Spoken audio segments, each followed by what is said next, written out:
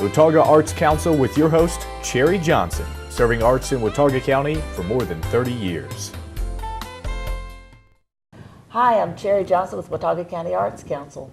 As you know, we have galleries at the Jones House Community Center, and we have 3 different galleries that we keep very busy, and one of those is the Open Door Gallery upstairs. Now, the Open Door Gallery has a mission. Its mission is to showcase the work of new and emerging and student artists. And boy, is it ever fulfilling its mission right now.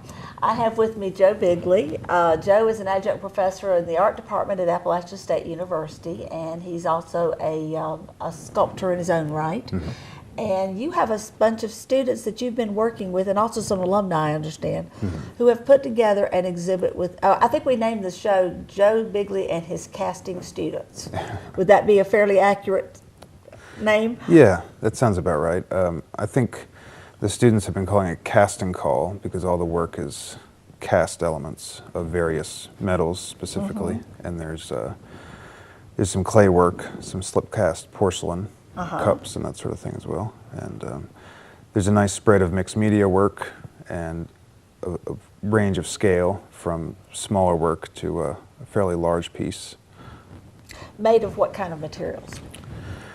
Well, in the casting class, we're focusing on, at least up to this point in the semester, both cast aluminum and bronze. Mm-hmm.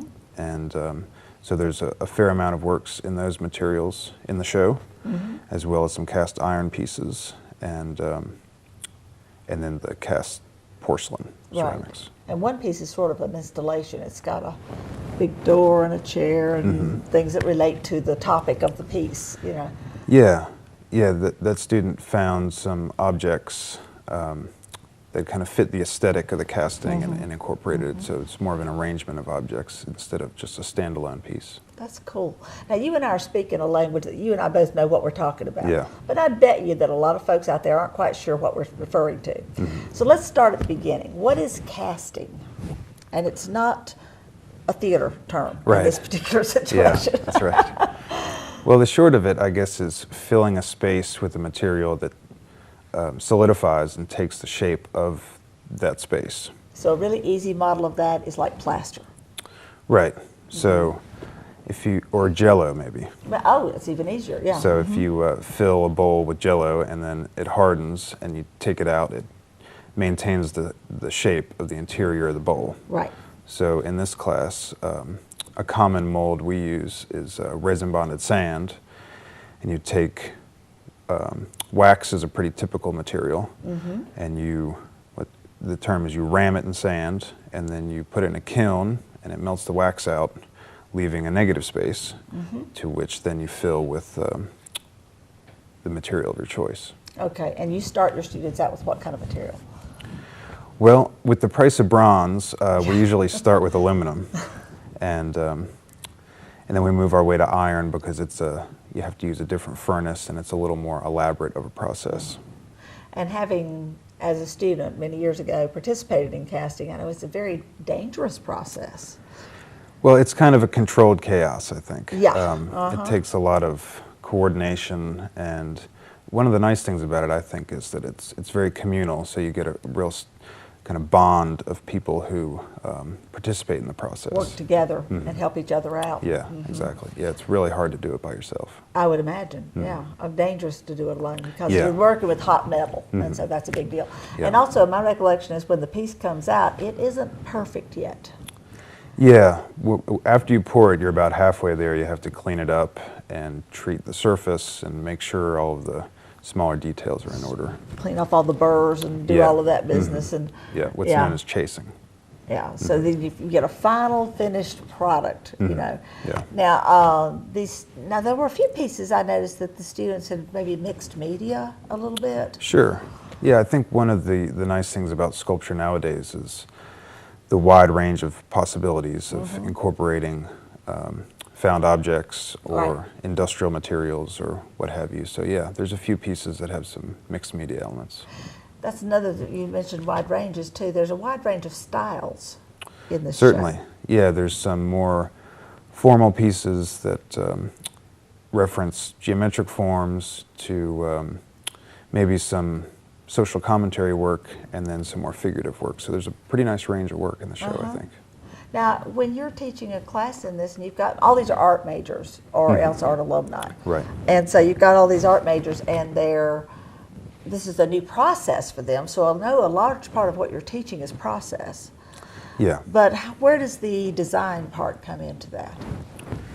Well, I think because casting is a very involved, tedious process, we do focus on, or I focus on allowing the students to become acclimated with the process.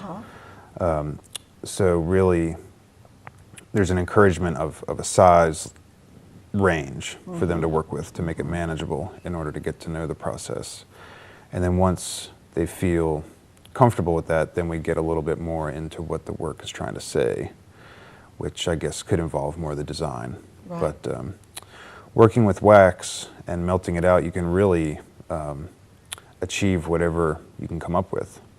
So I think the show reflects that kind of range of possibilities. But it is kind of a learning curve, because just logistically, especially for a beginner, pouring a more complex shape is a bit of a challenge.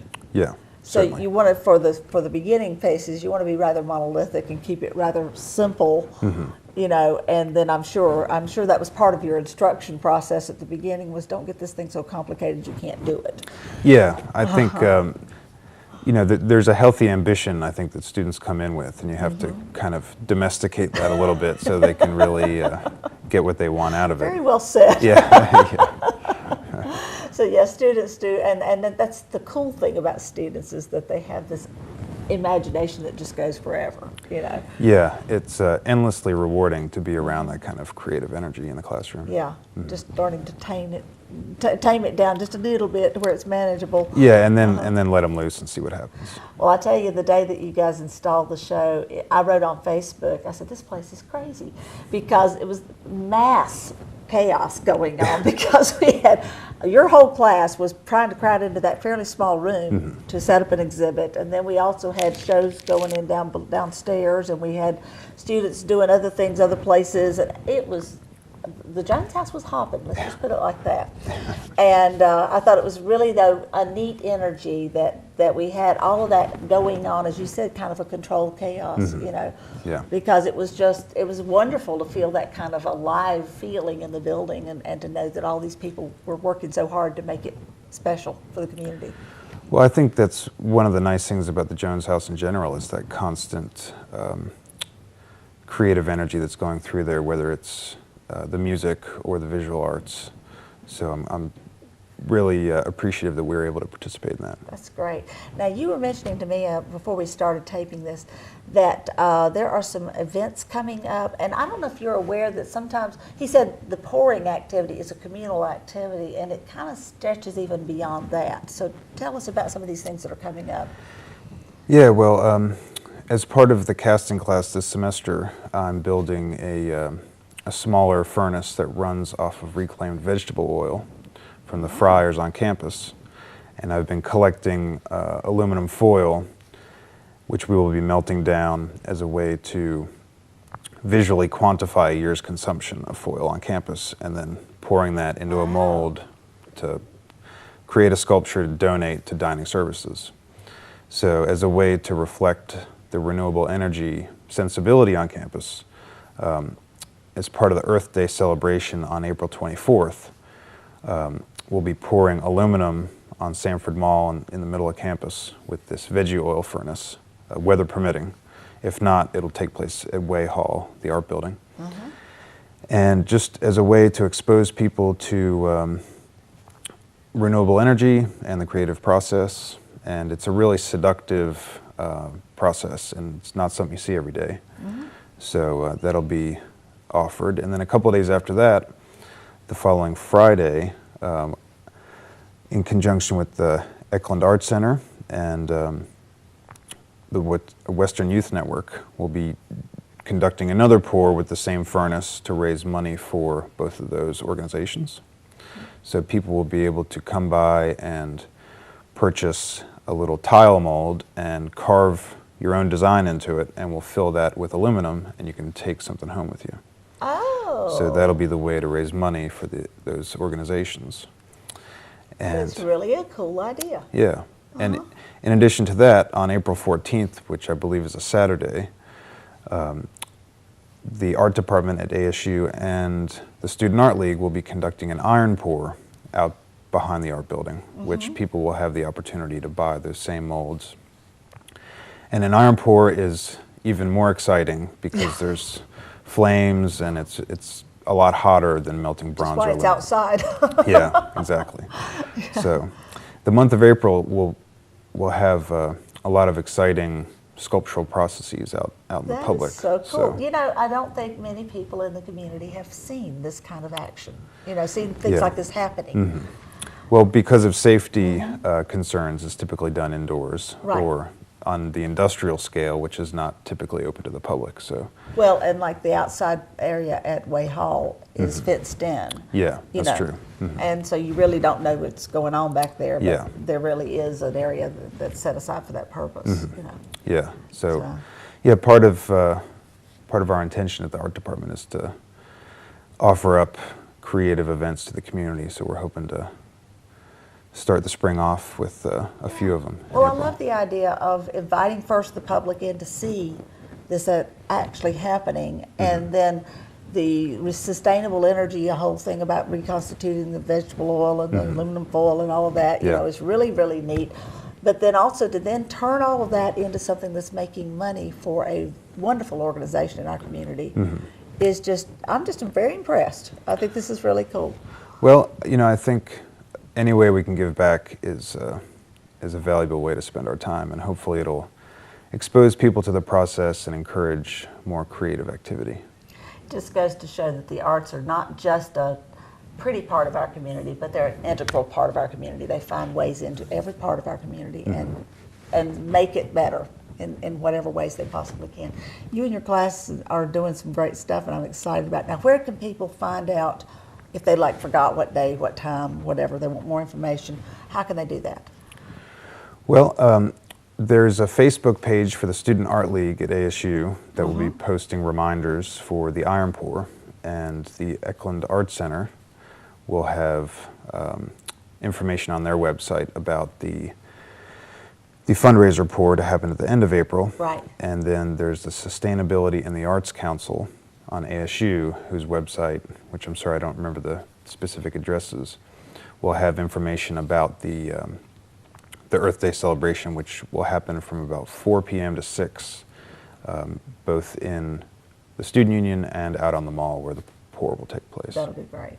Okay, so if you can get that information to the Arts Council too, you can add us to the list of places that you can find that information, and we'll make sure that we make it available to people too. So, great. Well, thank you. So wonderful. Well, I hope that you will go and learn something about casting and the work and all the cool stuff that can happen with that. It's a whole new experience. It's very different from painting or other things that you might do in the community. So it's kind of a neat opportunity. Yeah, I think it's worth taking a look. Yeah. Well, thank you, Joe, for sharing your work, thank you. sharing your appreciate students with us, and sharing all this wonderful information. Oh yeah, absolutely. I appreciate it. We look forward to seeing all of this. Well, thanks. Check out our website, watauga-arts.org, for information about this and a whole lot more.